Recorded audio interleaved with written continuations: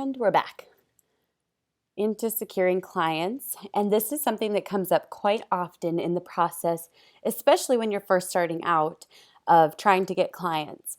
And that is people asking for testimonials, case studies, proof, reviews, etc.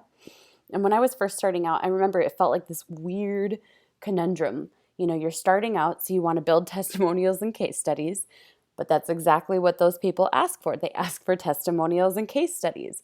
And it absolutely drove me crazy. I felt like I couldn't build a portfolio without having a portfolio.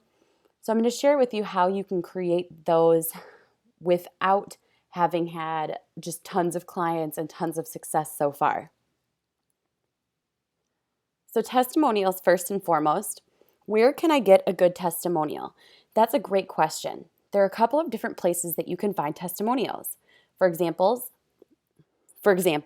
you can ask your clients. If you have one client, two clients, or more, all you have to do is ask for a one-time testimonial. And that testimonial, it can last you for years. Peers. This is a great way to get testimonials that speak to your character, speak to your expertise.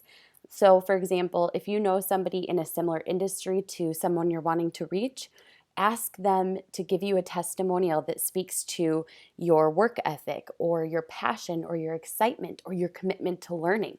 They don't have to necessarily work with you in order to provide a top testimonial.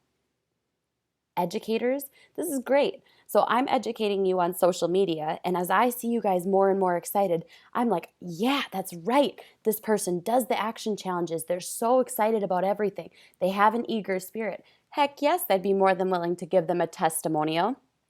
Your educators see you. They know what you're wanting to learn and what you're striving to discover or the skills that you're wanting to take on. So ask your educators for a testimonial to help you find clients. Your educators want you to be successful.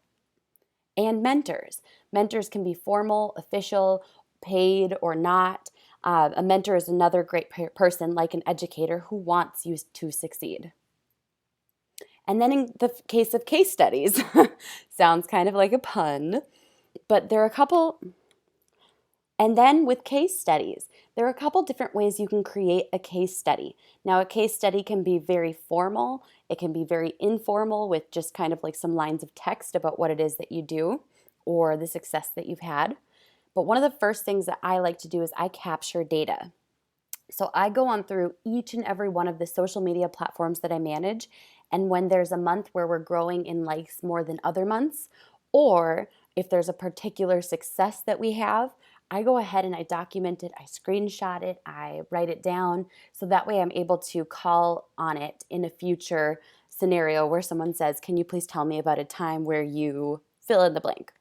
So you're going to want to capture, for social media managers, the reach that you have, the likes, followers, goals achieved, content produced, the platforms that you've managed, or for graphic designers, maybe you want to talk about the time that you created 19 PDFs in 1 week, or talk about how you have a super fast turnaround, and here were 3 examples of times when you did that. And that's a great way to go ahead and kind of create like a mini case study or a way of capturing the data that speaks and tells a story of your work. Also, major successes are really important. So if you've had those, absolutely, without a doubt, have those documented in a case study. And then you can create an actual case study. There are a couple of different ways to do it. You can work with a graphic designer. You can create them yourself in Canva. They can be as simple as just a few lines of text in an email. I actually created them once, and a couple of the designers in our group might kill me because they were pretty hideous. But you know what? They did the job, and ultimately the client was very impressed with my work. I was able to show the exact results that I had from managing several different social media platforms.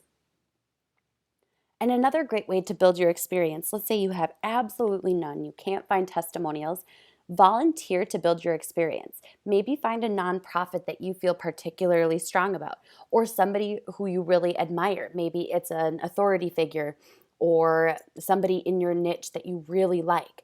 Volunteer to help them for a little bit. Build your experience. See what types of data you can create by doing your absolute best. That is a great way to get a testimonial, potential case study, and possibly even referrals to other businesses.